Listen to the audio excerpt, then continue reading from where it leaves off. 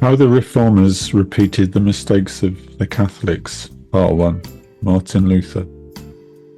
The Reformation brought with it a great reminder to God's Church that we are saved by grace alone, not by works, by religious rules or institutions. This truth, once established, should have brought freedom to believers everywhere. However, many of the leaders in the Reformation were ex-Catholic priests themselves and found it hard to break away from some of the errors that the Catholic Church had fallen into.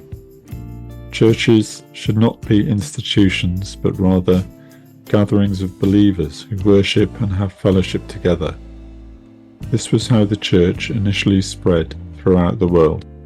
Sadly, these independent fellowships were consumed and destroyed by the institutional Church.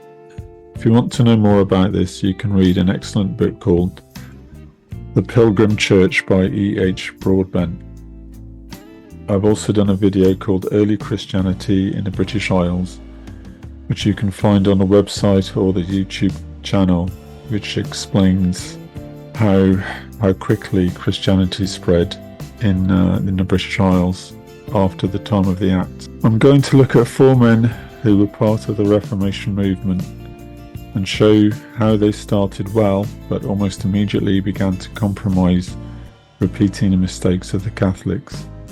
The 4 men are Martin Luther, Huldrych Zwingli, John Calvin, and Richard Hooker. Firstly, Martin Luther, probably the most famous of the Reformers. Luther was a Roman Catholic priest who objected to some of the excesses of the Catholic Church, in particular the selling of indulgences, which was supposed to be a way to reduce the amount of punishment a person would receive for their sins in purgatory, which doesn't exist anyway. In 1517, he wrote his 95 Theses, which were a list of abuses committed by the Catholic Church. The fundamental revelation that Luther had was that salvation cannot be earned by good deeds, but only by faith in Jesus Christ, and this is a free gift of God. This was, of course, anathema to the institutional church because it could be taken to mean that a person could be saved simply by faith in Jesus without needing the whole panoply of the church structure. Despite this bright start, Luther seemed unable to completely detach himself from his background as a Catholic priest. He became extremely self-important and intolerant of anyone who disagreed with him. He translated the Bible from Latin into German, but instead of regarding the Bible as the final authority, he regarded himself as the authority on the Bible. Some books he liked and others he didn't. He relegated James, as well as Hebrews, Jude and Revelation, to the end of the New Testament canonical list, as he did not regard them as being on the same level as the other books. In starting the new Lutheran Church, Luther did not follow the pattern of simple fellowships of believers gathering together. Instead, he incorporated much of the old Roman Catholic system. He emphasized the teachings of the Apostle Paul above those of the Gospels.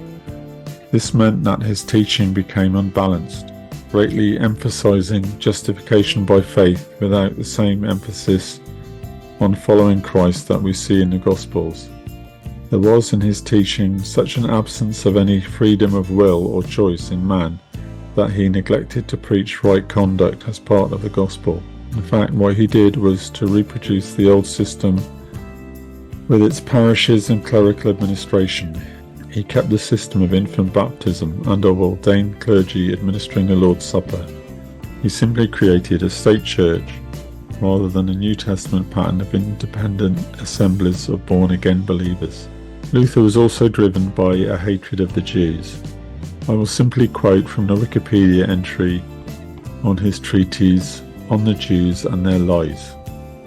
In this treatise he argues that Jewish synagogues and schools be set on fire, prayer books be destroyed, rabbis forbidden to preach, Jewish homes burned and property and money confiscated. Luther demanded that no mercy or kindness be given to Jews, that they be afforded no legal protection, and these poisonous envenomed worms should be drafted into forced labour or expelled forever. He also advocates murder of all Jews, writing, "We are at fault in not slaying them." This treatise had a deep and lasting impact on the German people. Many Germans who took part in the persecution of the Jews when Hitler was in power said they simply thought they were doing Luther's bidding. It's strange how institutional religion and anti-Semitism seem to have marched hand in hand through history. I can't really understand why anyone would want to call themselves a Lutheran.